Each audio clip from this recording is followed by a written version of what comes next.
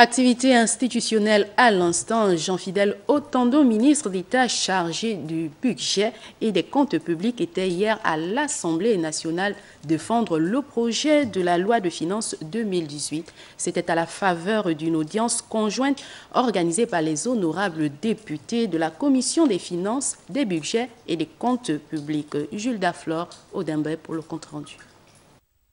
Initiée par la Commission des finances, du budget et de la comptabilité publique, cette audition conjointe a permis au ministre d'État, Jean-Fidèle Otando, chargé du budget et des comptes publics, de présenter et soumettre pour approbation le projet de loi de finances pour l'exercice 2018 dans son volet charges.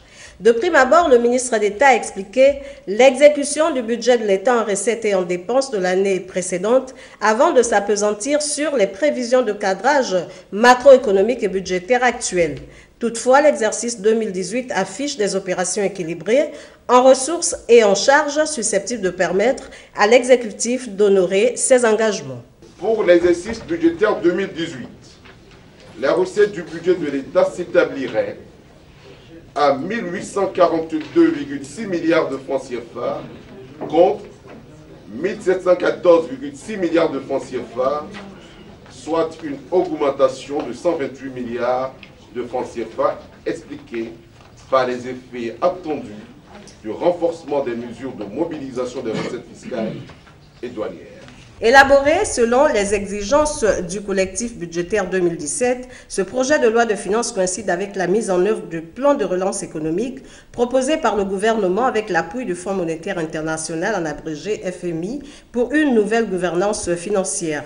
Ainsi donc, le dit projet prend en compte les charges financières de la dette, les dépenses de fonctionnement, d'investissement et bien d'autres.